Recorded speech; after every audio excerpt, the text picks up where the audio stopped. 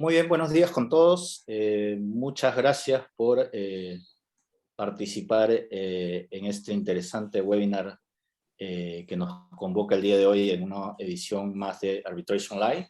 Vamos a hablar del tema del Lex Mercatoria o nueva Lex Mercatoria y arbitraje internacional. Tenemos el día de hoy un panel realmente de lujo. Voy a empezar, mientras seguimos esperando que nuestra audiencia se conecte, voy a empezar haciendo una presentación de nuestros panelistas y luego daremos paso a una breve introducción comentándoles un poco lo que queremos tratar en esta conferencia.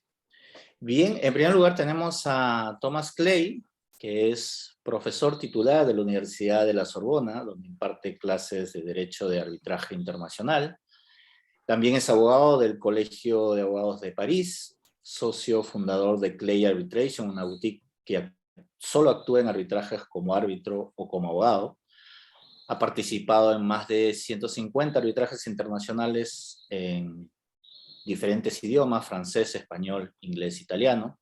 Es autor de numerosos libros y artículos y ha dado conferencias en todo el mundo. Es uno de los árbitros franceses más nombrados y también es uno de los autores de la ley francesa sobre arbitraje. Luego tenemos la participación de María del Pilar Perales Vizcasillas, quien es catedrática de Derecho Mercantil de la Universidad Carlos III de Madrid. Es directora del MUC de Madrid, árbitro internacional y, por supuesto, autora de diversos trabajos de investigación, libros y artículos en materia de derecho mercantil y derecho mercantil internacional. También contamos con la participación de José Antonio Moreno Rodríguez. Él es máster en Derecho por la Universidad de Harvard y doctor en Derecho por la Universidad Nacional de Asunción. Es miembro de la Corte Arbitral de la Cámara de Comercio Internacional y de la Corte Permanente de Arbitraje del Área, además de árbitro activo según estos mecanismos. Integra tribunales en el CIADI y es miembro del Tribunal de Arbitraje Deportivo, TAS-CAS. Es profesor también de la Academia de la Haya de Derecho Internacional y de prestigiosas universidades europeas y de las Américas. También autor de numerosos artículos, libros sobre contratos internacionales, derecho internacional y arbitraje internacional. Es socio fundador, además, de la firma Altra Legal. Muy bien, con este panel que hemos convocado para esta edición, nos hemos trazado el objetivo, digamos, la aventura de poder tratar un tema muy que genera mucho debate, que es hablar un poco de la posible existencia y aplicación de la Lex Mercatoria, o también como otros han llamado la nueva Lex Mercatoria. Hay un debate, como todos ustedes saben, que sigue abierto, que viene desde muchos años atrás. Hay unas posiciones que defienden arduamente la existencia de la Lex Mercatoria, una suerte de nueva Lex Mercatoria con raíces históricas, y hay otras corrientes que, por el contrario, niegan un poco la existencia per se de una suerte de derecho de los comerciantes. Nuestro propósito en este panel es no hacer una discusión académica, sino más bien repasar un poco los tópicos que puedan ser eminentemente prácticos en esta discusión, y darnos cuenta un poco también de que esto es un debate que sigue vigente. Esto es algo que probablemente tiene algunas expresiones materiales en algunos instrumentos, y un poco intercambiar ideas entre expertos y practitioners como nuestros panelistas, para saber si realmente tenemos una Lex Mercatoria y si las tenemos, si tenemos expresiones concretas, a dónde va esa Lex Mercatoria en el futuro, en los próximos años. Entonces, un primer tópico que nos gustaría, que creo que es ineludible, que nos gustaría tratar, es un poco de dónde viene la Lex Mercatoria, cuáles son sus raíces históricas, si realmente cuenta con raíces históricas. Hay mucha gente que habla de que esto, más que tener raíces históricas, puede ser un mito. o un mito fundacional. Entonces nos gustaría invitar a Tomás a que nos cuente un poco de dónde viene este concepto de lex mercatoria desde el punto de vista histórico, cómo ha renacido el debate con la llamada nueva lex mercatoria desde una vertiente francesa, si podemos decir así, qué podemos entender como lex mercatoria hoy en día en el comercio internacional, en el arbitraje internacional, cuáles son sus contenidos, sus principios y qué manifestaciones podríamos nosotros percibir en algunos campos del derecho comercial internacional. Entonces, Tomás, adelante, te escuchamos con este primer tópico de nuestro panel. Bueno, muchísimas gracias, Jorge, por esta introducción muy laudativa y estas preguntas. Antes de empezar a contestar, me apetece agradecerte de haber organizado este webinar sobre la lex mercatoria y transcontinente, porque no sé si hay que decir buenos días o buenas tardes, porque aquí ya es noche en París. Y imagino que donde estás tú, Roger, y bueno, es de día. Entonces, buenos días a la gente que se conecta, buenas tardes. Y quiero también decir que es un gran honor para compartir este webinar con los dos otros ponentes para hablar de un tema que es universal, vamos, como que no tiene frontera. Y eso es la primera definición que podemos decir de la lex mercatoria. Entonces, para contestar a tu pregunta, tu primera pregunta, bueno, quiero hacer un poco de provocación. Cuando tú preguntas de dónde viene, pues contesto de aquí, de donde estoy yo, de Europa. La lex mercatoria viene de Europa y quizás más de Francia, pero ahora lo desarrollo. La idea al origen de la lex mercatoria es que los comerciantes, los que viajen en la Europa medieval, tenía que tener su propia ley, porque la ley civil, la ley escrita, no era adaptada a estos tipos de cambio, a este tipo de comercio. Y entonces tenían que tener una ley propia para los comerciantes y también un juez específico, que es el juez comercial y luego el arbitraje. Y entonces la lex mercatoria, que se llamaba a este momento, no la lex mercatoria, pero la ley mercantes, la ley de los mercantes, es una ley que tuvo su origen en la Europa medieval y surgió como ordenamiento para regir las relaciones entre los comerciantes y a través de la aplicación de los usos de los costumbres comerciales. O sea que al origen de la idea de la lex mercatoria hay algo que es el contrario de la ley, el contrario del derecho escrito, pero una forma de comprensión mutual de lo que hay que tener cuando estamos en una relación típico, específica, que son la relación de los comerciantes. Esta idea pues nace otra vez a la fines del siglo anterior, cuando en el 1964 un profesor francés que se llama Berthold Goldman escribió una revista que nadie conoce, que se llama Los Archivos de Filosofía de Derecho. O sea que los especialistas de arbitraje internacional no leen, nunca. Y pues en esta revista, en el 1964, escribe un artículo muy famoso que se llama, lo digo en francés, Frontières du droit et lex mercatoria, fronteras del derecho y lex mercatoria. Y así apareció el nombre de la lex mercatoria. Y como, bueno, a este momento empezó también a aparecer el derecho mercantil internacional, que no tenía tanta actividad a este momento, hablo de la mitad de los años 60. El profesor Goldman, que es muy famoso aquí en Francia, hizo un otro artículo 15 años luego que en el Clunet, el periódico del derecho internacional, que se llama, también lo digo en francés, La lex mercatoria dans les contrats et l'arbitrage international. Es el segundo nivel del aparecimiento de la lex mercatoria. El primer artículo era un artículo de filosofía del derecho.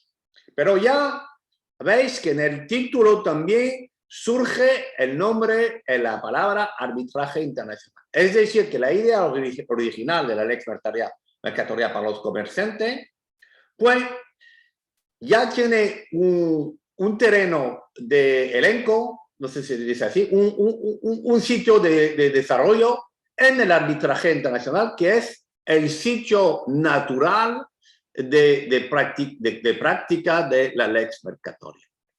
Este artículo del 79, pues ya conocí una grande reputación, y una tan grande reputación que ha sido también contestado por la gente que tiene otro modo de pensar, y diciendo eso hablo de la common law, de la gente que sale de la common law, no como nosotros, los de derechos civiles, pero de la common law. Y dicen que esta idea es una idea bonita, una idea interesante, pero que no tiene nada interesante en práctica, que no se puede tener una traducción práctica concreta de la lex mercatoria. Y entonces,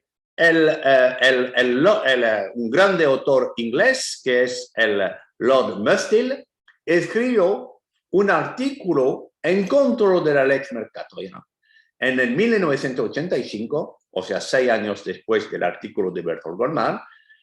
Y también te quiero decir que estos tipos de debate intelectual son muy interesantes, Pero el señor, el Lord Mustill, nos dijo que no existe, y como demostración de su opinión, dice: yo voy a intentar hacer una lista de los principios que son de la lex mercatoria.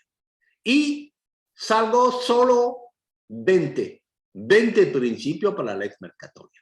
Y eso, el hecho que son solo 20 significa que esto no es un orden jurídico entero y que no existe. ¿Y qué contestó Berthold Goldman? Porque en el 1985 Berthold Goldman estaba vivo y contestó de manera paradojal, pero 20 principios. Yo no esperaba tanto. Yo esperaba 1, 2, 3, 5 al máximo, pero 20 es la demostración jurídica que la lex mercatoria existe. Para mí había el pacta sunt servanda, había el fraus omnia corrumpit, pero 20, gracias a Lord Mustill por haber hecho esta lista de todo esto artículo que son las lex mercatoria. Y luego vino un tercer nivel de discusión sobre la lex mercatoria, que la hizo el profesor que falleció este año, Emmanuel Gaillard, que nos dijo en un artículo famoso del 1993 que la lex mercatoria no es un contenido, no es una lista de principios, pero es un método para identificar reglas comunes entre las partes. Y entre estas reglas comunes, y ahora me tengo que parar porque eso no es una conferencia que tengo que hacer solo, en estos principios pueden surgir en la actividad, en la misión de los árbitros, varios principios en comparación entre los dos derechos que se pueden aplicar, o también usando los instrumentos internacionales que existen, como los principios unidroit, como los Incoterms, como la Convención de Viena sobre la venta internacional, o sea, derecho de fondo común, y también derecho procesal común, como por ejemplo la Convención de Nueva York en arbitraje internacional. Así son los 3 momentos. Primer momento, la Europa medieval, luego la controversia entre civil law y common law, sobre el fondo, sobre lo que es el contenido exacto de la lex mercatoria, y tercer momento, el momento de ahora, lo de Emmanuel Gaillard, que es: no tenemos que discutir sobre el fondo, la lex mercatoria es sobre todo un método para aplicar derecho al fondo. Gracias, Tomás. Me gustaría ahora escuchar un poco lo que nos tiene que decir Pilar, si comparte un poco estos puntos de vista de que estamos frente a un derecho transnacional, un derecho uniforme que pueda llamarse nueva lex mercatoria. Pilar. Bueno, buenas tardes desde Madrid, buenos días para los que estéis ahí en Latinoamérica. Yo lo primero que tengo que decir también es que estoy encantada de participar en un tema tan fascinante, tan complejo, pero tan importante, ¿no? Para el mercantil, para el derecho mercantil, para el mundo del arbitraje. Y hacerlo además invitada por ti, Roger, muchísimas gracias, y con los colegas de la talla del profesor Tomás Clay y del profesor Moreno. Así que es que no puedo estar más contenta, la verdad. Bueno, yo por supuesto comparto todo lo que ha dicho Tomás. En realidad lo ha explicado un proceso histórico además tan abundante, tan largo, que lo ha explicado maravillosamente bien en las tres fases que efectivamente ha ido descomponiendo, ¿no? Yo quizás hacer algunos apuntes, si te parece, dar hacer algún comentario. Ciertamente que en el origen de la lex mercatoria, que viene de la etapa medieval, yo creo que no debemos olvidarnos también el importante origen que tiene la lex mercatoria en el derecho marítimo, porque son usos y costumbres del derecho marítimo y también los comerciales en relación con los contratos los que van generando ese derecho nacido por y para los comerciantes de la época, ¿no? Por lo tanto, es un derecho tanto por los sujetos como por el objeto, completamente el jus mercatorum, ¿no? Que es a lo que se refiere. Y efectivamente, como también ha apuntado muy bien Tomás, es un derecho con un sistema propio de resolución de las disputas, ¿no? El juez especial del comercio, que era el que se encargaba de resolver estas disputas, aplicando esos usos y costumbres, esa lex mercatoria, ¿no? Y esto es muy importante porque no podemos al final desvincular, yo creo, o no en su totalidad, o desgajar en su totalidad la lex mercatoria de lo que es hoy en día además el arbitraje comercial internacional, ¿no? En ese nacimiento y auge de la lex mercatoria, sin embargo, como sabemos, se ve ensombrecida durante los siglos XVIII y XIX por las codificaciones nacionales, por el poder del Estado, que ensombrece completamente el rol de la lex mercatoria y hace que pase todo a un segundo plano, queda todo sometido al imperio de la ley, y esto yo creo es una época negra, digamos, en el discurrir de la lex mercatoria. De ahí el renacimiento en esa tercera etapa que también nos ha contado muy bien Tomás, ¿no? Yo la verdad, aunque luego vamos a hablar un poco de distinciones terminológicas, no me atrevo, de verdad, y lo digo sinceramente, y pese a los años que llevo estudiando estas cuestiones, me resulta incapaz dar una definición de lo que sea lex mercatoria. Quizá porque es que es un tema realmente complejo, cuya configuración depende mucho también de la formación jurídica que uno tenga, de la exposición práctica que uno haya tenido también a lo largo de su experiencia en la vida, de los estudios que haya realizado. Yo creo que al final todo eso conforma que puedan existir muchas definiciones, muchas puntos de vista, incluso negacionistas, que todavía las hay respecto de la lex mercatoria, ¿no? Y por lo tanto, no obstante, me apunto a la de la última definición del profesor Gaillard, porque me parece que da una definición muy práctica y que como herramienta nos vale muy bien, pasando o trascendiendo de lo que pueden ser las disquisiciones terminológicas y teóricas que nos encantan a los profesores, pero que es verdad que poco ayudan en el desarrollo práctico de lo que es esta cuestión. Y ahí termino de momento. Gracias, Pilar. Gracias, José, Pilar. tú que has estudiado también mucho en los últimos tiempos este tema, ¿qué opinas? ¿Hay un problema terminológico? ¿Hay un encuadre teórico? Un poco como de pie de entrada a nuestra siguiente ronda. ¿Cuáles son las fronteras de esta lex mercatoria? ¿De qué hablamos cuando hablamos de lex mercatoria? Cuéntanos, por favor. Muchas gracias, Roger. Bueno, comparto lo dicho por Pilar de que es verdaderamente un honor estar aquí ante tan ilustres colegas. Y bueno, con respecto al tema que nos está convocando ahora, sí, efectivamente, ya hace varios años vengo lidiando con este tema de la lex mercatoria, sobre todo a partir de un arbitraje muy complejo en el que me tocó intervenir hace unos 20 años.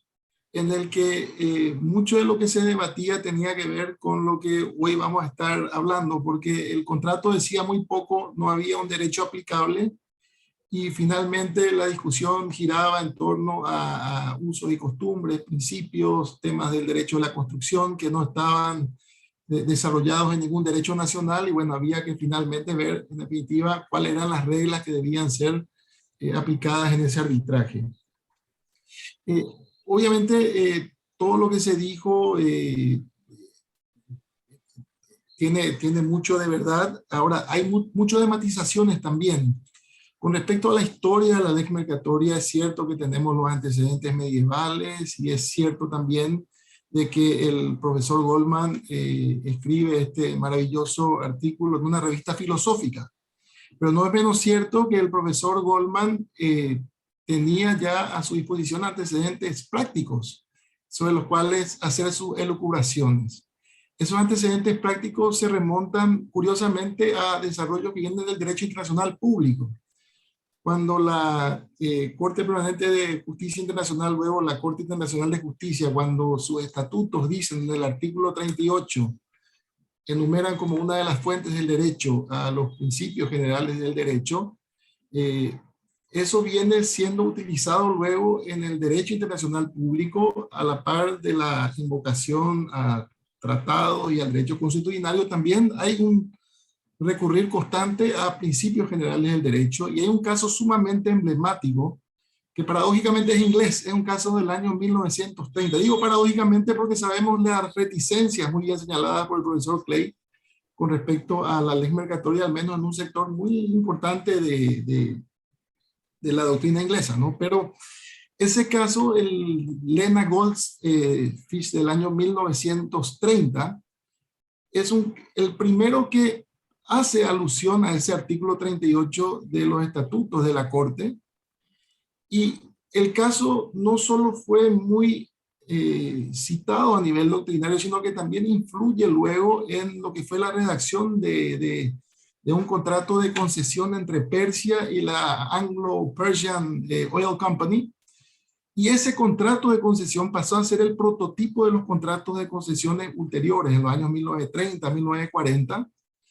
Y luego se suscitan una serie de litigios arbitrales a partir de los años 50. Particularmente hay un pronunciamiento muy relevante del año 1951 que abre un poco el paso de todo lo que vendría a ocurrir después, ¿no? El caso del Sheikh Abu Dhabi es el año 51, en el año 53 otro de Dubái. En fin, hay varios precedentes arbitrales en los que, como el contrato de concesión había hecho referencia a principios generales, lo que hacían los árbitros es, en definitiva, iban elucubrando, bueno, o detectando cuáles eran los principios a ser aplicados al caso dado, ya que no teníamos derechos nacionales aplicables. Y como bien lo señaló el profesor Clay, finalmente eran varios de estos principios que venían siendo invocados en estos casos,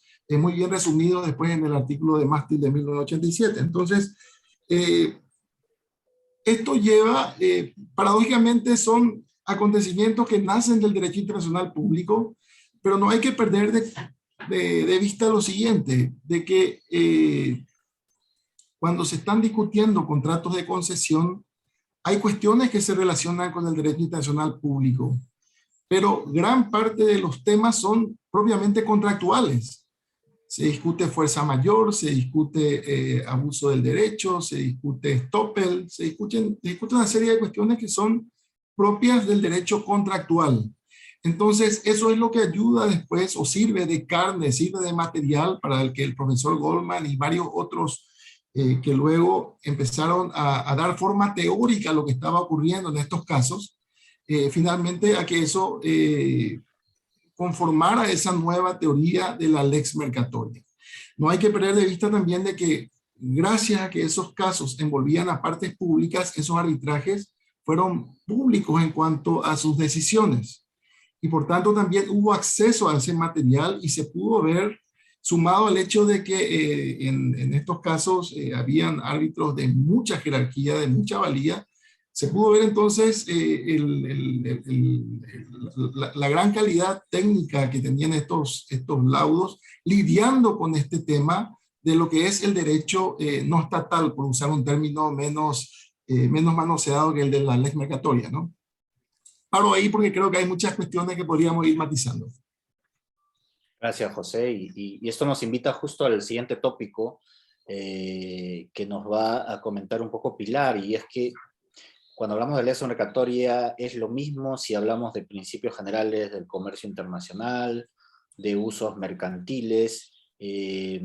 Tú hace un momento hablabas de justamente lex marítima, que es una de las manifestaciones probablemente más claras de usos y costumbres en un sector determinado, pero ¿esta distinción es necesaria hacerla o estamos hablando en todos los casos desde un punto de vista global del lex mercatoria?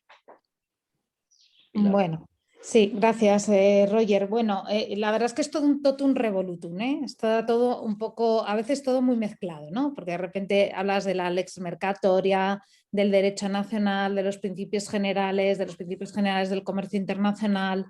Se habla también de, bueno, de la autorregulación del soft law, de las condiciones generales de los propios Incoterms, por ejemplo, términos comerciales internacionales, por supuesto, de usos, de prácticas, de los formularios, de la costumbre. En fin, podemos, la verdad, que encompasar la palabra lex mercatoria, si queremos, con todos y cada uno de estos, y voy a añadir uno más, la jurisprudencia, porque para definiciones y gustos y contenido, pues de verdad que he visto ya de todo a la hora de ver y de definir la lex mercatoria, ¿no? La cuestión, sin embargo, tú la has planteado muy bien al inicio, que es, ¿para qué nos valen las definiciones? ¿Nos valen para algo? ¿Sirven para algo? ¿Son importantes? ¿Por qué?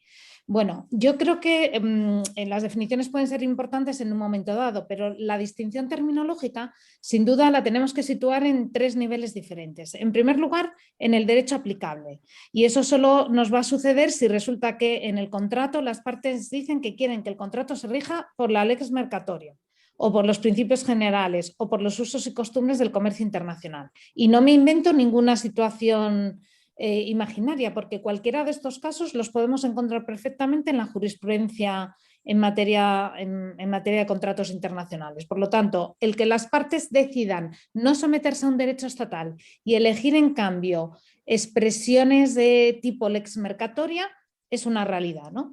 Un segundo nivel donde nos podemos encontrar la necesidad de tener que discriminar las instituciones tiene que ver a la hora de integrar el propio contrato, ¿no? De tal forma que los contratos, como bien sabemos, pueden ser integrados, es decir, suplementados por medio de también la lex mercatoria o de cualesquiera de las otras expresiones. O pueden ser interpretados por medio precisamente también de cualesquiera de estos instrumentos.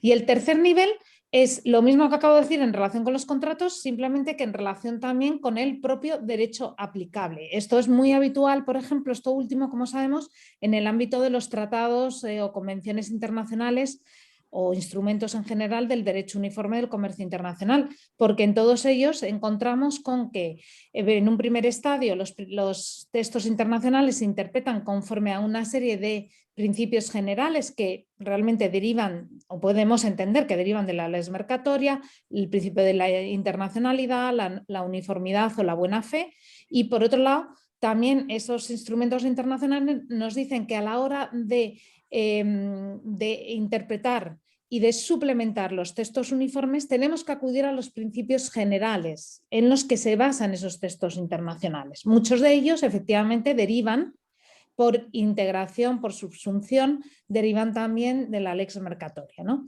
Por lo tanto, hay varios niveles en los que esta discusión puede ser importante, ¿no? No obstante, yo creo que, como decía, y sin pretensión ninguna de dar definiciones, porque de verdad que creo que no soy capaz de darlas, sí, por lo menos dar al menos mi entendimiento de todas estas cuestiones, ¿no?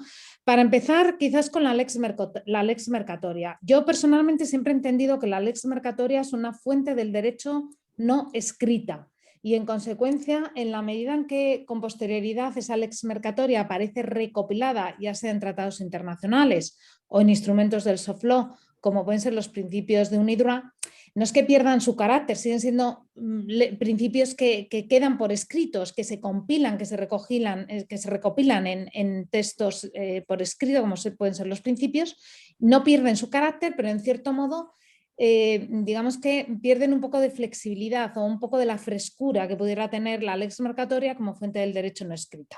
No obstante, yo creo que esto es una batalla perdida, porque hoy en día lo que encontramos precisamente en el movimiento internacional más reciente de los últimos 20-30 años es precisamente la recopilación por escrita de los usos o de la lex mercatoria. Es cierto que no siempre esos textos recogen tal cual la lex mercatoria, sino que muchas veces innovan o crean principios que no derivan tal cual de esa lex mercatoria, pero que se entienden que, digamos, son los principios que, bueno, pues por ser comunes a diversos sistemas jurídicos, pues pueden traducir una forma común de entender determinadas cuestiones relativas a los contratos, ¿no? Bien, los conceptos de los usos del comercio internacional yo encuentro que están bastante bien acuñados tal y como los encontramos en los instrumentos del derecho uniforme. Y el ejemplo paradigmático lo encontramos en la Convención de Viena, en el artículo 9, apartado segundo de la Convención, que luego lo encontramos en numerosísimos otros textos del comercio internacional, ¿no? Y ahí encontramos el valor muy importante del uso del comercio internacional como fuente de integración del contrato, en el sentido incluso de llenar los vacíos que puedan tener o puedan existir en el contrato, de existir una práctica que sea generalmente reconocida y habitualmente observada por los comerciantes en el tráfico mercantil en cuestión. Pueden ser usos generales en el comercio, o usos particulares, como tú bien decías, pueden tratarse de una lex mercatoria o de un uso de comercio, por ejemplo, en el mercado del gas, la conocida, o en el del petróleo, la conocida lex petrolia. En el mercado, por ejemplo, del sector extractivo, la lex extractiva. En el marítimo. Ahora se habla mucho también, por ejemplo, de la lex del clima, en relación a los aspectos relativos a los conocidos factores ASG de las Naciones Unidas. Y bueno, y por supuesto también, luego seguramente hablaremos de ello, podemos hablar de la lex proceduralia, ¿no? en el mundo del arbitraje, ¿no? Por lo tanto, luego hay como subsectores dentro de esa lex mercatoria. En todo caso, yo creo que lo importante es que este uso mercantil integra el contenido del contrato, incluso aunque las partes desconozcan la existencia del uso. Y ese es el verdadero uso normativo.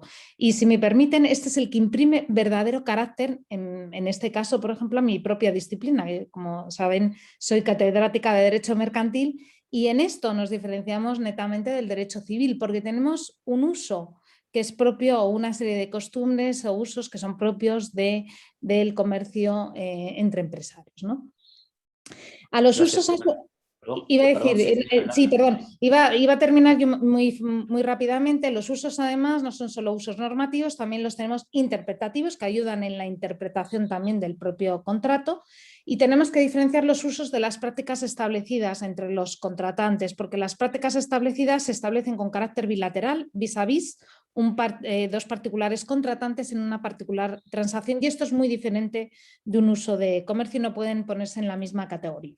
Por último, los principios, como los principios UNIDROIT y toda la suerte de principios que han proliferado en el mundo del soft law sustantivo o material, en realidad ahí lo que encontramos, entiendo yo, en realidad es una formulación normativa. Realmente hablamos de una teoría general de obligaciones y contratos mercantiles internacionales, aunque es verdad que algunas de las normas encapsulan principios de la propia lex mercatoria, pero desde luego hay muchas de las normas que se incluyen en los llamados principios que realmente su origen es ad hoc para responder a las necesidades en los contratos internacionales. Pues de momento aquí paramos. Gracias, Pilar. José, no sé si nos quieres comentar algo sobre estas diferentes vertientes de la lex mercatoria hoy en día. Sí, no, muy interesante lo que dice Pilar. Obviamente estoy totalmente de acuerdo con lo que está señalando. Y es muy importante distinguir lo que sería la interpretación de un contrato internacional que tiene lagunas o que tiene ambigüedades a cuyo auxilio puede servir este derecho no estatal. Voy a referirme al derecho no estatal antes que a la lex mercatoria y en mi siguiente presentación diré por qué. Este derecho no estatal sirve y puede servir muchísimo para interpretar un contrato internacional, para llenar lagunas dentro del mismo. Y esas son algunas de sus funciones, pero otra función en particular sería la de servir como derecho aplicable a ese contrato internacional, como bien lo señaló Pilar, e incluso otra aún como correctivo a la aplicación de un derecho nacional aplicable, que es también una función a la que me voy a referir un poco más adelante.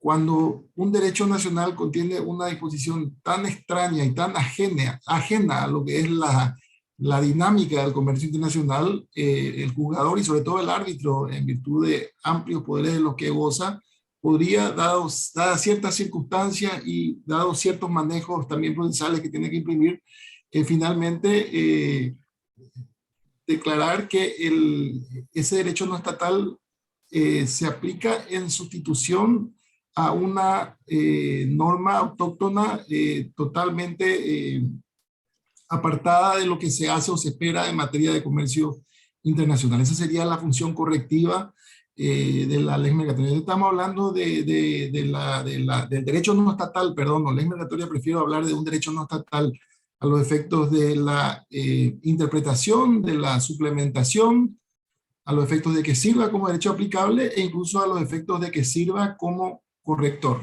del derecho aplicable. Gracias, José. Y Tomás, precisamente Goldman creo que hablaba cuando hablaba del lex mercatoria, hablaba de fuentes primarias, fuentes secundarias, pero finalmente creo que él logra identificar en su último artículo los principios que puedan regir las relaciones internacionales económicas o el comercio internacional. Y muy importante, quizás también le da un rol a la jurisprudencia arbitral. Un poco, ¿qué puedes comentarnos tú sobre esta visión de Pues la verdad es que la jurisprudencia arbitral, si cogemos el principio que existe, la jurisprudencia arbitral, no estoy tan convencido que la adición de todos los laudos nos hace una jurisprudencia, pero eso es otro tema. Pero la verdad que la jurisprudencia arbitral nos da acceso al contenido de los laudos aplicando reglas y principios comunes que se pueden parecer o asimilar a la lex mercatoria. Pero si quiero añadir, si puedo añadir algo a la excelente presentación de Pilar, porque la pregunta era el rapporto entre la lex mercatoria y los principios generales del comercio internacional y los usos mercantil. Yo creo que la definición que Pilar busca desde algunos años de la lex mercatoria, que la definición es que la lex mercatoria es el conjunto de principios, normas y prácticas del comercio internacional. Que los principios generales son principios compartidos por la mayoría de los sistemas jurídicos nacionales, por lo que se consideran una de las fuentes de la lex mercatoria. Y entonces los principios generales tienen como objetivo armonizar y minimizar las diferencias entre las leyes nacionales. Van más allá de las contingencias nacionales, de las especificidades nacionales, para convertirse en normas no solo internacional, sino verdaderamente transnacional. Y así vemos que la misma cosa para el arbitraje, que no es un juez nacional ni tampoco internacional, pero transnacional. Entonces la lex mercatoria es la ley del juez transnacional. Y también así van más allá de los materiales y hacerlo traspasan las fronteras. Pero hay un paradojo en eso, que ahora volvemos, como lo dijo Pilar, volvemos a tipo específico de lex mercatoria sobre las materiales, como la lex mercatoria, la lex petroleum, también la lex sportiva, muy importante, la lex del clima, Y entonces es como hacemos un movimiento para superar las materias y ahora regresamos a las materias, pero con visión lexmercatorista. Bueno, no sé si he contestado a tu pregunta, pero era mi contexto. Muy bien. Y además todo esto, en todo este esquema que muy bien has resumido, Tomás, está atravesado, es transversal el tema del mecanismo para resolver las controversias, que es precisamente el arbitraje. Y aquí saltamos un poco a nuestro siguiente tópico, que es precisamente hablar un poco de la ley aplicable en el arbitraje internacional, pero a propósito de la lex mercatoria, a propósito de todo el soft law que ha surgido en los últimos tiempos, principios de UNIDROIT, los principios contractuales de derecho europeo, los principios de la Haya. Hay una serie de instrumentos a nivel de soft law que han venido de alguna manera a tratar de escapar, si se puede decir, de los derechos nacionales o encontrar en todo caso unas reglas de derecho más adecuadas al comercio internacional o a las transacciones internacionales. Entonces, me gustaría preguntarle a José, ¿ves tú, más allá de que algunos textos expresamente lo digan, ves tú en estas expresiones precisamente la existencia de una lex mercatoria internacional, de los comerciantes, de los mercaderes de hoy en día, algunos dicen de las compañías transnacionales? ¿Cómo ves tú este tema, José? Roger, voy a citarlo aquí a von Bismarck, quien ya hace mucho tiempo decía que las salchichas y las leyes mejor no saber cómo se hace. En mi caso quiero relatar un poquito ese trabajo de hacer salchicha cuando me tocó estar en este caso creo que sí, es muy importante dar cuenta de lo que ocurrió en el grupo de trabajo que me tocó fortuna conformar con relación a los principios de la Haya. Los principios de la Haya es un instrumento de derecho blando o soft law, como tú bien lo señalaste, que fueron aprobados en el año 2015. Bueno, se trabajó en ello durante varios años y cuando en el grupo de trabajo discutimos ya en un comienzo, habrá sido allá por el año 2010 o 2011, sobre si en ese instrumento se reconocería o no la lex mercatoria, como un derecho aplicable que pueda ser elegido por las partes en un contrato internacional. Esa fue la discusión que tuvimos en el grupo de trabajo. Y bueno, tuvimos de entrada una discusión muy extensa con respecto a terminología, porque podríamos estar hablando de lex mercatoria, podríamos hablar de usos, principios, en fin, tantas expresiones, derecho global, derecho transnacional, etcétera, etcétera. Entonces, ahí optamos por recurrir un poco a algo que nuevamente es francés, porque aquí realmente, como bien lo señaló el profesor Clay, hay que reconocer la Francia, gran parte de los aportes, sobre todo teóricos, y luego también llevados a la práctica en arbitraje con respecto a todo lo que es ley mercatoria. Y uno de esos aportes viene de los trabajos de la Cámara de Comercio Internacional, los trabajos hechos sobre todo ahí en el grupo francés, y luego recogidos en aquella ley procesal de los años 60 en Francia, de la fórmula de normas de derecho, Rules of Law, que fue una fórmula que luego fue empleada por el instrumento constitutivo del CIADI, que luego fue adoptada también por el reglamento de arbitraje de UNCITRAL, por la ley modelo de arbitraje de UNCITRAL. Y lo que dijimos en el grupo de trabajo, los principios de la Haya, era que la expresión ya estaba tan arraigada y ya tan extendida en numerosos textos internacionales, porque no olvidemos que la ley modelo y los reglamentos, el reglamento UNCITRAL incidieron también en otras leyes y en otros reglamentos dictados en su consecuencia. Entonces, lo que dijimos, esto ya está tan arraigado en el mundo arbitral y ya hay tantos casos, tantos precedentes también aplicando la fórmula Rules of Law, que esa sería una expresión deseable para un instrumento universal como era el que estábamos pergeñando en aquel momento, que finalmente resultaban los principios de la Haya. Entonces, ahí se habla, cuando se alude al fenómeno del derecho no estatal, se habla de rules of law o normas de derecho en su traducción en español, como comprendiendo todo este fenómeno del derecho que no emana del Estado propiamente. Ahora, cuando hubo que discutir, porque como el documento de La Haya se relaciona con autonomía de la voluntad y la posibilidad de elegir un derecho nacional o no estatal, cuando se habló de la posibilidad de que las partes elijan un derecho, que es una de las funciones que dijimos del derecho no estatal, porque hablamos también de la función interpretativa, hablamos también de la función correctiva, etcétera.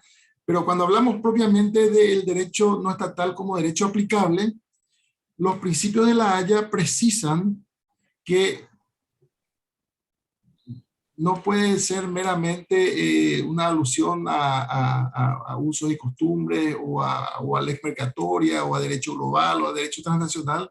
Debe tratarse de un conjunto de normas de reconocimiento supranacional, equilibradas, balanceadas. No pueden ser normas unilaterales de un sector de la construcción o un sector del comercio. Tienen que ser normas neutrales en ese sentido. Y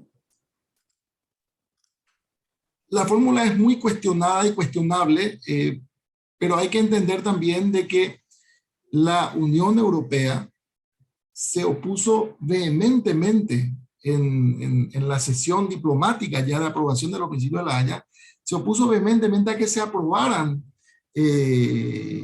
los principios permitiendo que las partes elijan el derecho no estatal. El entendimiento de la Unión Europea era que el derecho no estatal solamente podía ser incorporado por referencia, porque esa es la fórmula del Convenio de Roma, y Europa estaba pensando en su momento de tener su documento propio de derecho aplicable en aquel momento, el Convenio Europeo sobre Compraventa, que es un proyecto que tengo entendido quedó trunco. Pero entonces, esa era la discusión del momento. Había una férrea oposición de la Unión Europea, y señalaba precisamente la delegación europea que el problema principal de elegir lex mercatoria o derecho no estatal era lo difícil y hasta imposible de precisar sus contornos y límites, etcétera, y que por tanto se quería una solución que dé seguridad jurídica. Entonces se armó ahí en esa sesión diplomática un pequeño grupo de trabajo que me cupo el honor de presidir, en el que Estados Unidos, Rusia, China, las distintas delegaciones discutían con la Unión Europea sobre una fórmula, y la fórmula a la que se llegó fue esta fórmula de consenso que está en los principios de La Haya. O sea, el derecho no estatal puede ser elegido como derecho aplicable en la medida de que se trate de un conjunto de normas neutrales, equilibradas y de reconocimiento internacional, y claramente eso lleva a los principios UNILUAT, como también claramente lleva a los principios europeos de derecho contractual, dado ya su reconocimiento importante y también porque reúne las demás características que están señaladas en el documento.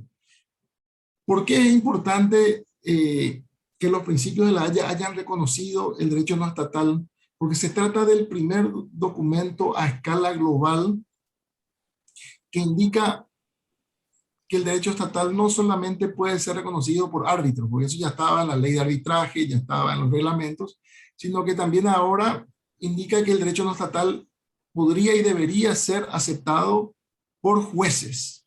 Nivela la cancha entre arbitraje y litigio judicial. Y bueno, uno de los fines de los principios de La Haya es que finalmente sirvan para reforma normativa, y así viene ocurriendo. Paraguay, por ejemplo, cuenta con una ley de contratos internacionales que recoge esta fórmula de los principios de La Haya. Entonces, en Paraguay no hay que ir a arbitraje para que el derecho no estatal sea reconocido. Incluso en un litigio judicial, la ley paraguaya de contratos internacionales dice que un juez debe reconocer un derecho no estatal en la medida que reúna estas características que estuve mencionando. Bueno, y hay también una reforma no en términos parecidos, pero en sentido parecido, sí, ya en Uruguay. Luego hay proyectos de reforma en Guatemala, en Colombia, todos en ese sentido.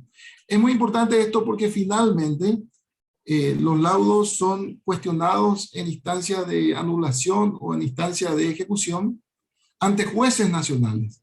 Y es muy importante que los jueces nacionales vayan asimilando todo ese bagaje que hay detrás de lo que es el derecho no estatal, y eso pasa mucho porque las leyes nacionales vayan reconociendo también para jueces la potestad de aplicar derecho no estatal. Gracias, José. Seguramente Pilar va a tener algunos comentarios, pero me gustaría aprovechar que le cedemos la palabra para preguntar a Pilar, ahora que hablamos de soft law, de varios instrumentos de soft law, como los mencionados, los principios de Unilaw, me gustaría, Pilar, que de repente en algún momento nos comentes cómo la lex mercatoria también se puede materializar por hard law. Por ejemplo, estoy pensando en el Tratado de Viena de compraventa internacional. Cómo es que algunos instrumentos de hard law pueden efectivamente recoger lex mercatoria. Sí, gracias, Roger. Nada, la verdad que interesantísimo escuchar a José, que bueno, pues ha vivido en primera mano y en primera persona ese debate, ¿no?, arduo que ha contado, ¿no? La verdad, y además felicitar a Paraguay, porque efectivamente Paraguay yo creo que es el primer estado en el mundo que ha decidido, digamos, incorporar, ¿no?, esos principios de la Haya en su sistema, ¿no? Por lo tanto, también enhorabuena.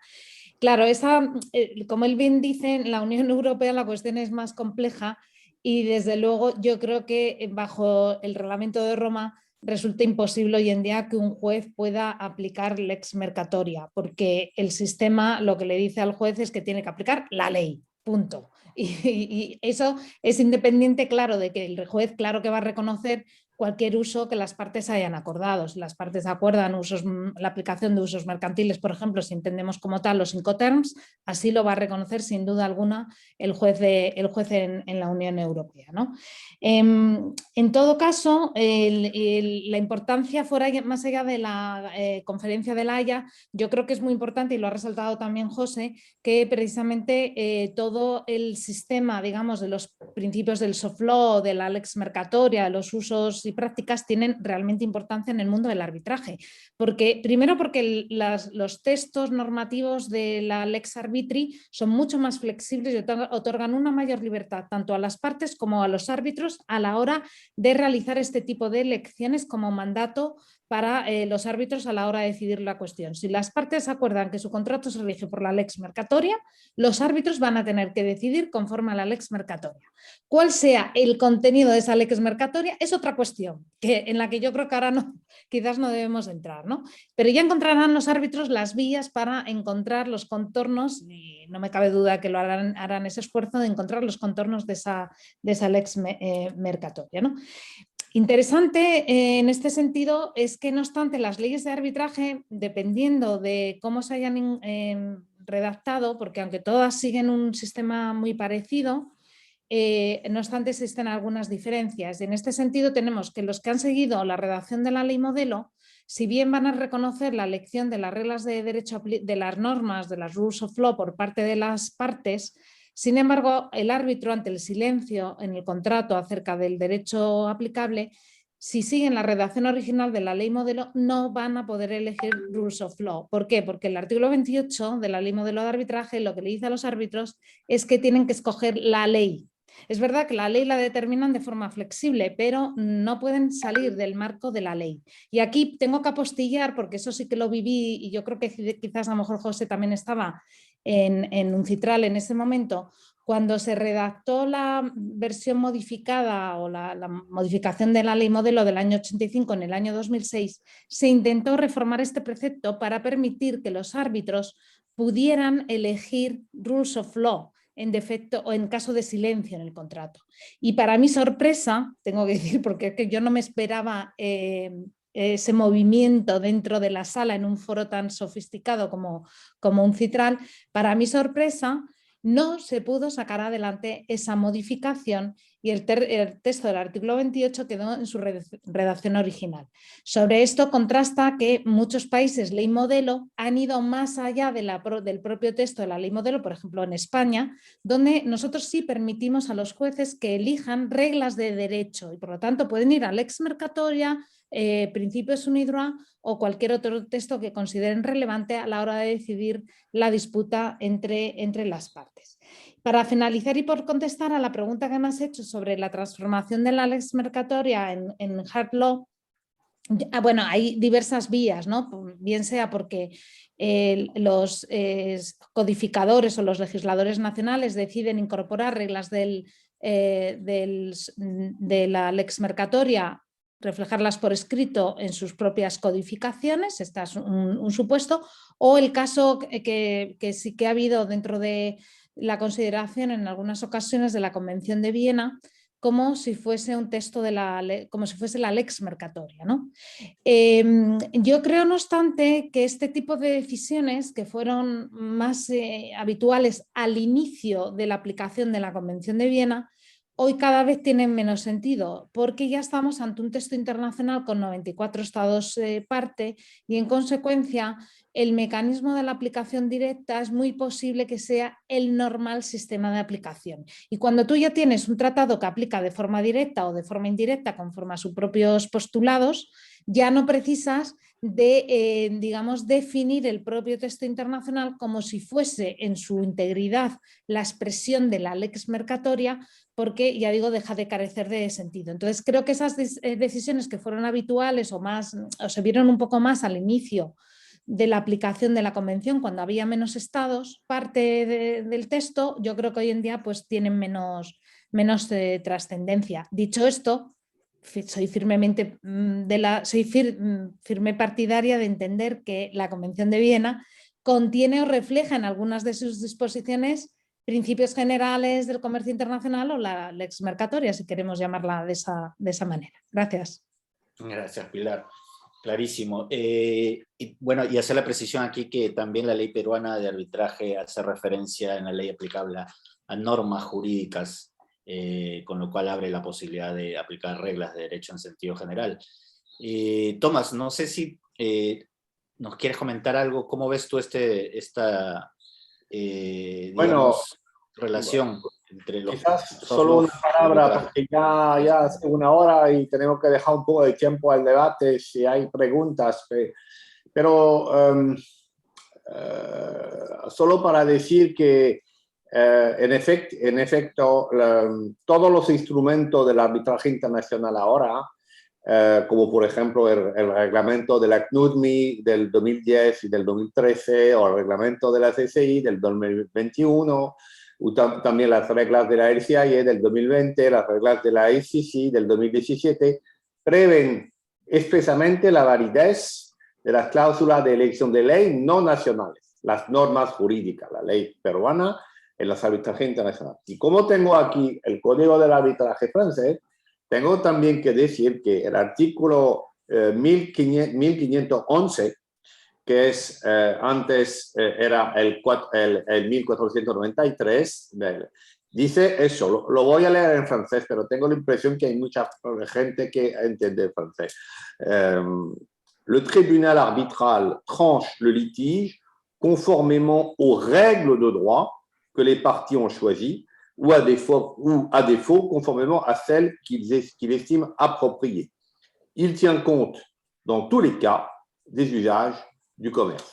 Bueno, este artículo es la consecración en el derecho francés de la teoría de Goldman, de la lex mercatoria, que es a la disposición de los árbitros. Y me parece muy importante porque nos da a nosotros, los árbitros, la posibilidad de coger una lex mercatoria para el fundamento jurídico de nuestro lodo, que no se llama lex mercatoria, pero que es una lex mercatoria escrita, como el principio unidroit, como todo lo que hemos dicho, el principio de la Haya. Está escrita, tenemos una lex mercatoria escrita, y si las partes lo deciden, lo dicen en el contrato, es una lex mercatoria contractualizada. Y eso, bueno, es la jurisdicción, no la jurisdicción, el carácter jurídico dado a algo que antes no era jurídico. Es como una consecuencia. Gracias, Tomás. Invitamos a nuestra audiencia que nos puedan enviar las preguntas que quieran hacer al panel por el chat. Y vamos entrando ya al último tramo. Tenemos un par de preguntas para nuestros panelistas que nos han hecho llegar con anticipación, que es un tema también muy interesante. Les pediría su opinión. Algo de esto ya hemos mencionado, pero ¿es posible hablar de una lex mercatoria procesal? ¿Qué nos puedes decir al respecto, Tomás? ¿El arbitraje internacional vendría a cumplir ese rol de lex mercatoria procesal? Bueno, yo estoy convencido que sí, que hay una lex mercatoria procesal y que hay unas reglas que se encuentran en todos los procesos, incluso los procesos arbitrales, pero no únicamente los procesos arbitrales. Todos los procesos hay una ley, como unas reglas, como por ejemplo la independencia del que jure, como el principio contradictorio. Todo eso me parece muy, muy claro. Pero ya sé que Pilar quería hablar de eso, entonces la dejo hablar. Sí, Pilar, por favor. Bueno, yo coincido, la verdad, con lo que dice Tomás. Sí, claro que es posible encontrar una lex arbitral o procedural arbitral en el mundo del arbitraje internacional, ¿no? Otra cuestión diferente es cómo luego deviene de aplicación dentro del procedimiento, ¿no? Porque principios generales yo creo que sí, que los encontramos a lo largo y ancho de los diversos mecanismos, leyes de arbitraje, reglamentos de arbitraje, textos del soft law, y de ahí podemos derivar, podemos inducir pues una serie de principios generales. Yo creo que es más complicado ante la cantidad y diversidad de instrumentos en el ámbito del soft law que tenemos hoy en día, porque en el soft law material no tenemos tanto instrumento del soft law, básicamente principios UNIDROIT, principios europeos y algunos que otros principios y poquito más. Sin embargo, en el área procesal es impresionante el número de textos del soft law que andan purulando por el mundo, ¿no? Muchos de ellos emanados gracias a la labor que la verdad hacen muy bien las instituciones de arbitraje, ¿no? Solo en el mundo de la ética del arbitraje encuentras al menos 30 códigos de ética de arbitraje en el mundo. Entonces, quiere decir que al final pues, tienes una diversidad de instrumentos muy importante. Por ejemplo, la pandemia lo que ha generado ha sido una generación de instrumentos del soft law dirigidos a ordenar las audiencias virtuales, como sabemos, y eso en cierto modo ha implicado una nueva forma de hacer las cosas, una nueva serie de prácticas o de usos en el mundo del arbitraje gracias a, bueno, pues al desarrollo del mundo virtual, ¿no? Por lo tanto, existe ese soft law. El problema quizás cuando ya hablamos de textos concretos, por ejemplo, decir de qué forma van a devenir de aplicación las reglas de la IVA sobre prueba. Pues si las partes nada han dicho, si nada se ha acordado, a mí el problema, digamos, desde el punto de vista teórico, lo que yo me planteo es, bueno, ¿cómo vamos a conseguir que este instrumento devenga de aplicación a un concreto arbitraje si las partes nada han dicho sobre la cuestión? Porque generalmente en el mundo de los textos de la Lex Arbitri no encontramos sistemas de integración de esos textos internacionales como si encontramos, por ejemplo, en la Convención de Viena, artículo 7. Es verdad que en la ley modelo, en el año 2006, en la reforma, se introduce un artículo nuevo 2A, que en cierto modo te podía dar entrada a este tipo de interpretación, pero de otro modo a mí me resulta más complicado, especialmente cuando te encuentras en situaciones donde una de las partes dice que aplica determinado texto y otra parte te dice que ese texto no deviene de aplicación. Y es ahí donde yo me encuentro más incómoda a la hora de teorizar sobre estos instrumentos, pero desde luego coincido, hay una soft law procesal clarísimamente en el mundo del arbitraje internacional. Gracias. Y sobre todo porque muchos de esos instrumentos a veces dicen expresamente que tienen que ser aplicados o tomados por acuerdo a las partes.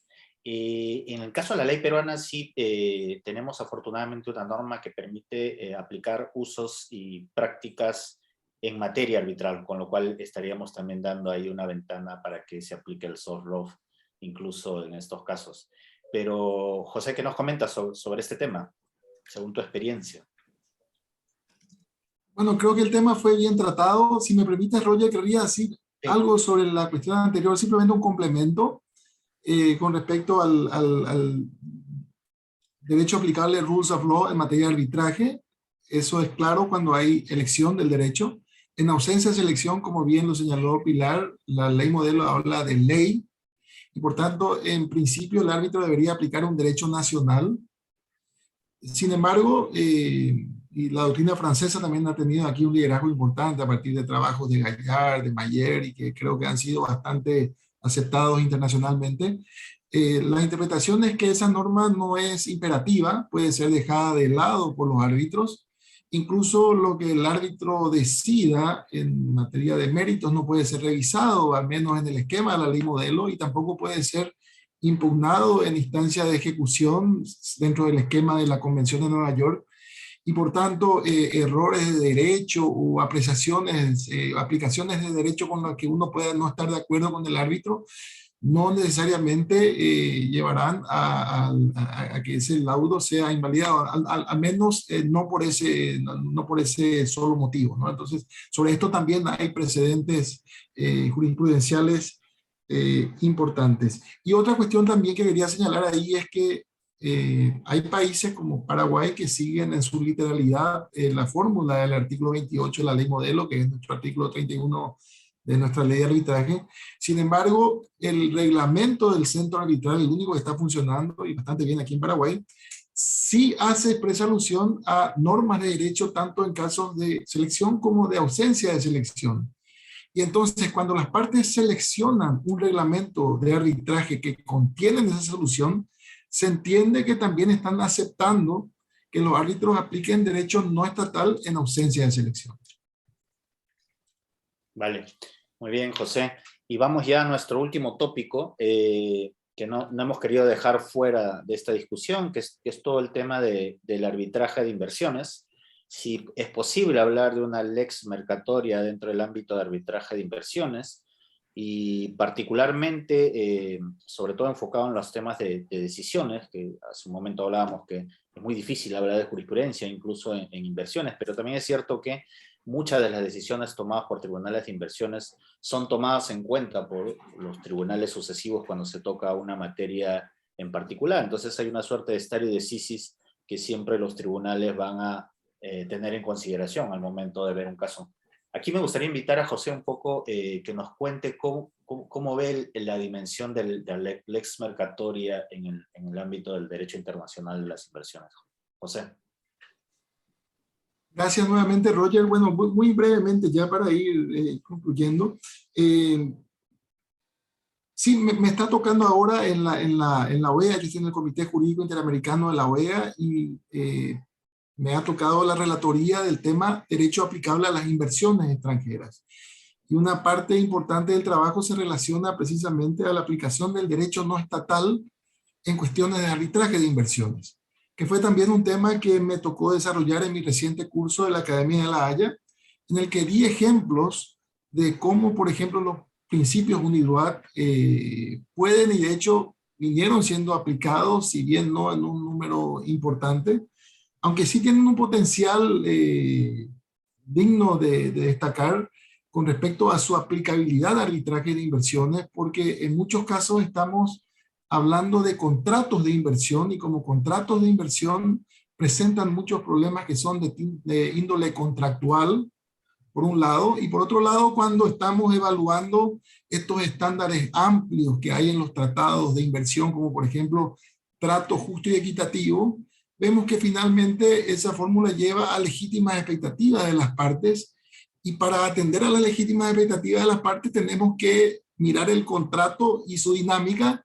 y ahí nuevamente cómo un árbitro, bajo qué prisma un árbitro evalúa un contrato de inversión, un contrato que es internacional, y cómo lo interpreta y cómo introduce a ese contrato cánones de interpretación internacionalmente aceptables. Y ahí es entonces que se cuela por la ventana, podemos llamarle mercatoria, de derecho no estatal o como fuera. Y también, obviamente, cuando en estos contratos de inversión se elige expresamente los principios UNIDROIT en su aplicación. Y cuando eso no ocurre, cuando no hay selección del derecho, se habla también de un potencial muy grande, particularmente de los desarrollos que hay en la ley mercatoria, en el derecho no estatal y puntualmente en los principios UNIDROIT, de situaciones de fuerza mayor o imprevisión sobre todo en virtud de lo que se viene con motivo de la pandemia reciente, de que en muchos de estos casos se van a estar discutiendo cuestiones relacionadas a lo que es el contrato y su ejecución en el tiempo y la alteración esta drástica de las circunstancias que hacen o imposible o vuelven sumamente oneroso cumplirlos.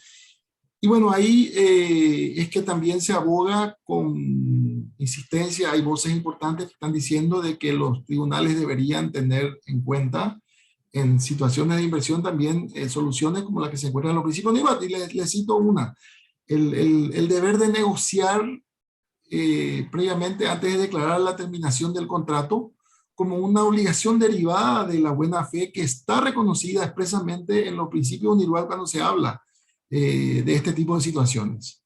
Entonces, son temas que habrá que ver de qué manera se desarrollan jurisprudencialmente, pero sí se habla mucho del potencial que tienen los principios UNIRWAT, particularmente en materia de arbitraje de inversión, sobre todo cuando se están discutiendo contratos. Y de ahí es que es muy interesante ver qué ocurre más adelante. Una sola última cuestión querría mencionarles. Hay un trabajo imperdible para todos los que están en el mundo del arbitraje, un libro de Desalé y Garth.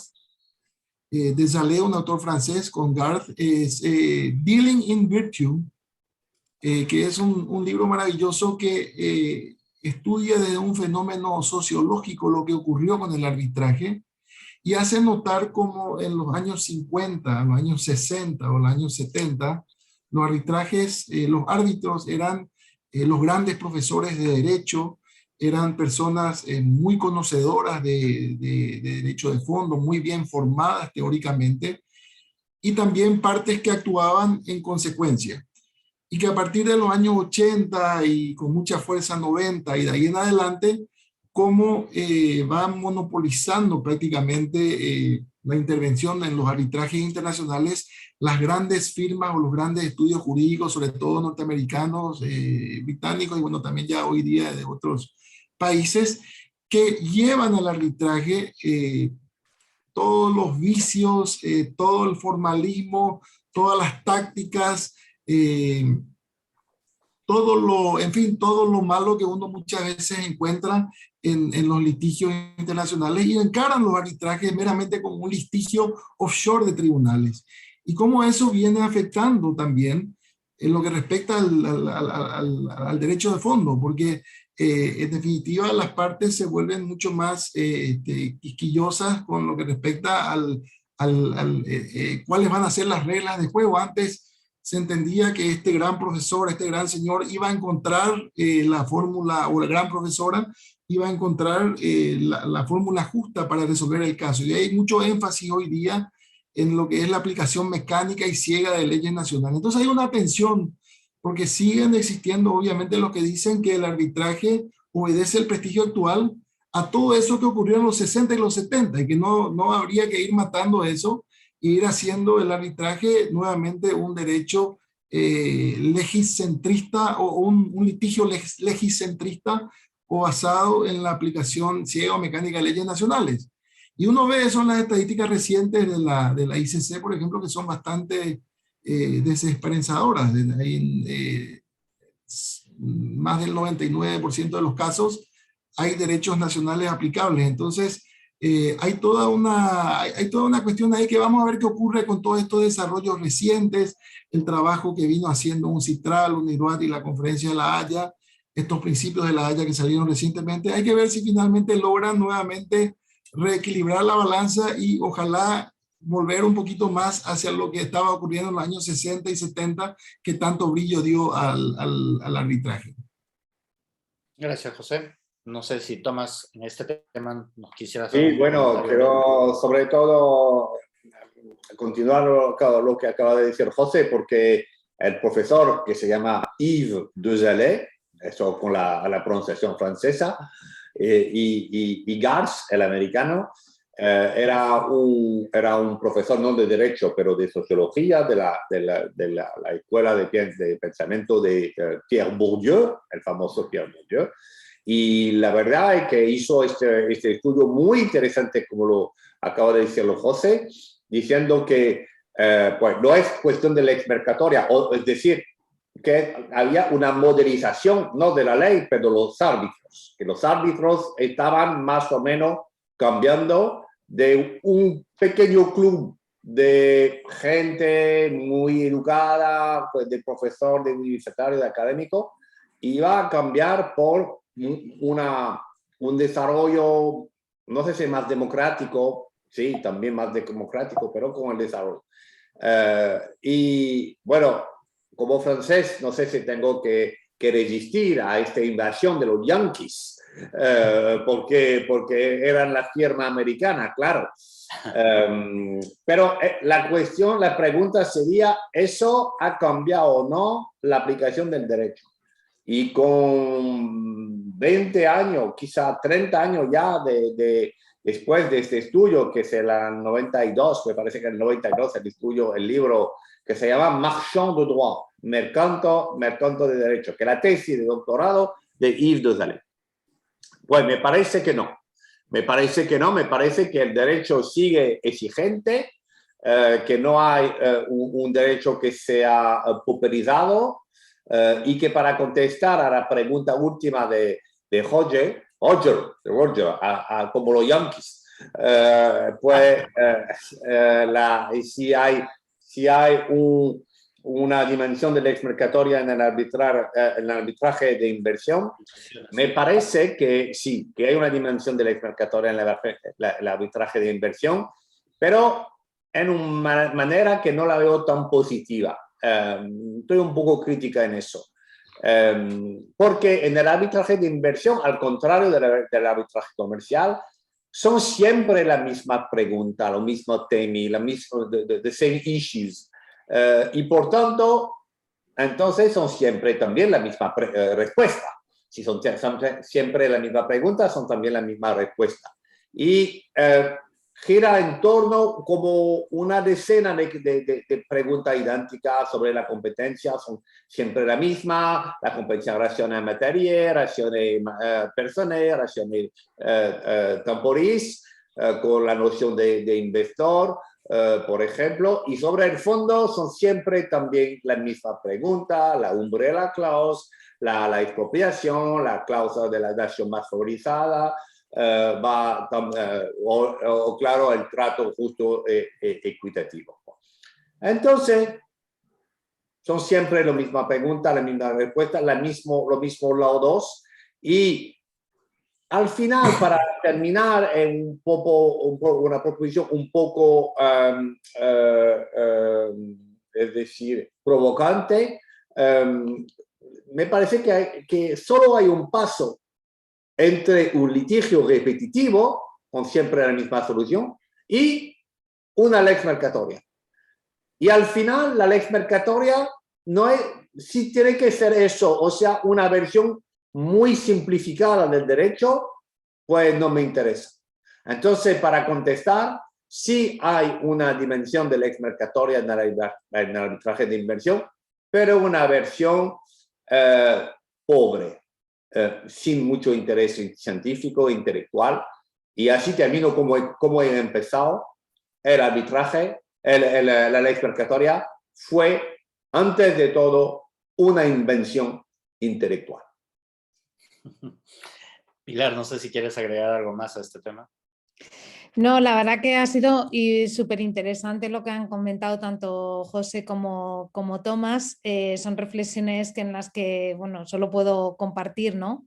Es muy interesante, simplemente como apunte, pues un poco el cambio de fisonomía del arbitraje, ¿no? Ciertamente yo creo que el arbitraje ha cambiado desde luego de los años 70, 60 al arbitraje que tenemos ahora. Se ha popularizado mucho más, tenemos una mayor profesionalización, si se me permite decir, en los equipos de los abogados. Todo esto conlleva al final un incremento de costes, incremento en los tiempos, todo se ha posiblemente enmarañado más porque, bueno, pues cada vez digamos que los intereses que se enfrentan cada vez son mayores. Yo creo que estamos ante también ciertas patologías en el mundo del arbitraje, la muy conocida paranoia de los árbitros, ¿no? Respecto del proceso. O otras cuestiones, ¿no? Que, bueno, pues el incremento de los costes, yo creo que, y de los tiempos, yo creo que son cuestiones que tenemos que vigilar para hacer que realmente el mecanismo pues, sea un mecanismo eficaz de resolución de controversia y que sirvamos a los operadores, ¿no? Los que sobre todo hacemos de árbitros, que podamos servir a los operadores del arbitraje. Pero claro, a veces te encuentras pues eso, con litigios muy complicados donde los abogados de forma espuria pues están intentando también recusar a los árbitros. En fin, todo esto al final genera, yo creo, que a veces ciertas patologías, en algunos casos, en otros funciona todo estupendamente, pero no hay que olvidar que al final estamos en un mercado arbitral, que las instituciones de arbitraje compiten también en el mercado de los servicios arbitrales, como compiten las firmas también por obtener su parte del pastel, ¿no? Y bueno, es lo que hay y es con lo que tenemos de momento que ir viviendo. Yo no sé, José, si volveremos a ese arbitraje que tú dices de los inicios del arbitraje. Efectivamente, yo no lo viví, creo que tú tampoco, ¿no? Por la edad que tenemos, pero ciertamente he oído hablar de ese estilo de arbitraje que, pues, que ahora no parece que sea exactamente igual, pero bueno, es el que tenemos, con ese vivimos y ya está. Gracias, Pilar. La misma reflexión la voy a pedir en un par de minutos a José. ¿Cómo ves el futuro de este tema, lex mercatoria y arbitraje internacional?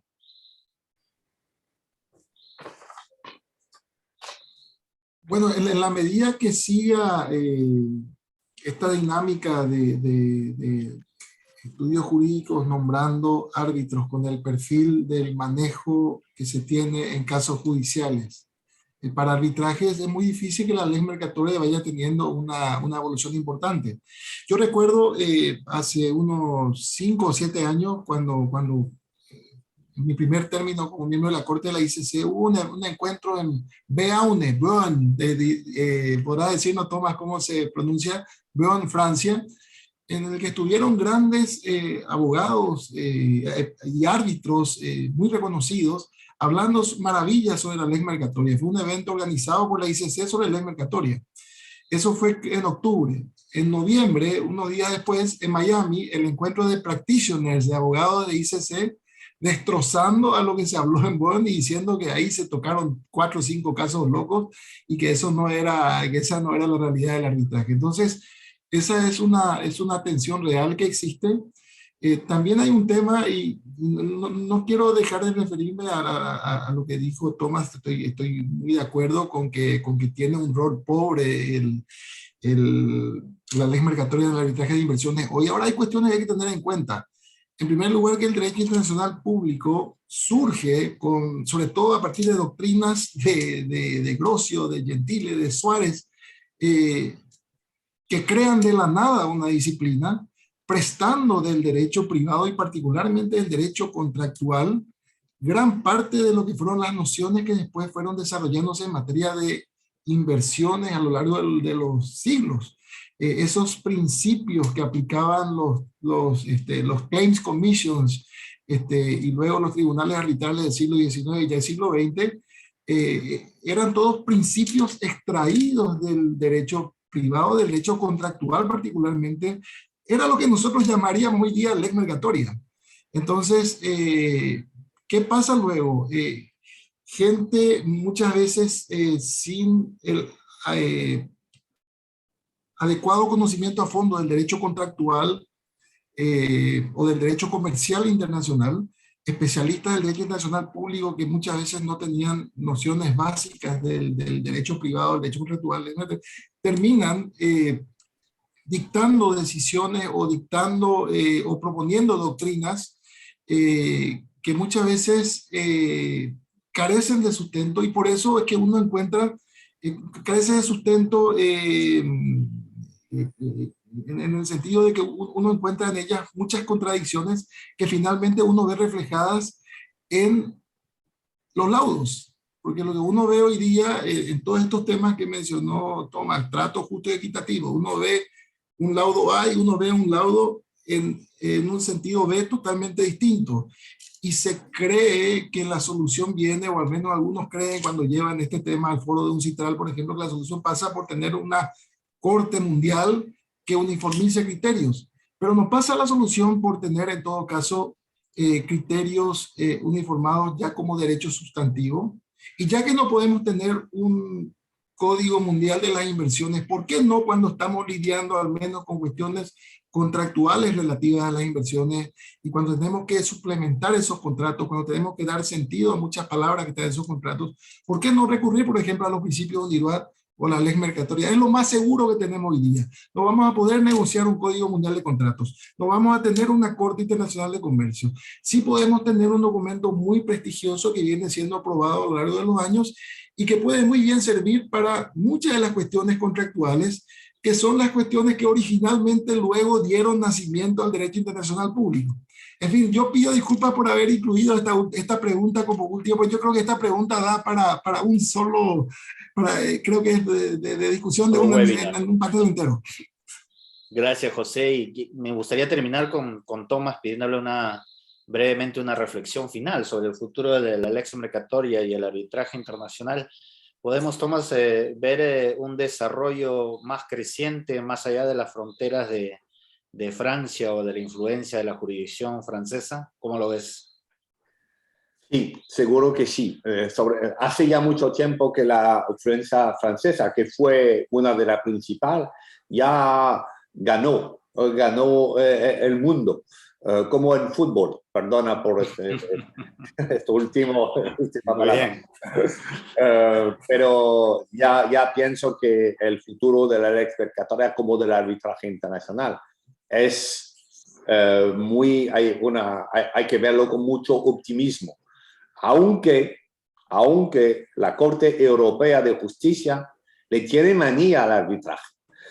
Como se dice en mi país, España, le tiene manía al arbitraje porque no sé por qué tiene una obsesión personal contra el arbitraje ahora de inversión, pero quizás también luego del arbitraje normal, con una decisión que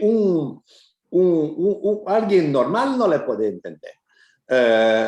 Yo estoy muy enfadado con la Corte Europea y incluso un espíritu como yo, que es muy europeo, de tradición, de sangre europeo, estoy diciendo, pero los ingleses tenían razón de irse, porque lo que hace la Corte Europea ahora es como un crimen contra el arbitraje por razón que no se entiende. Hemos tenido 3 decisiones en septiembre, el 2 de septiembre con Freud, el 22 de septiembre y ahora también en octubre, 26 de octubre. Esperamos la decisión vinculada que va a llegar en diciembre. Pero si sigue así, no creo que sea muy peligroso, porque al final el arbitraje tiene 4.000 años de existencia y la Corte Europea 70. Y al final lo que va a ganar es lo que está aquí desde más tiempo.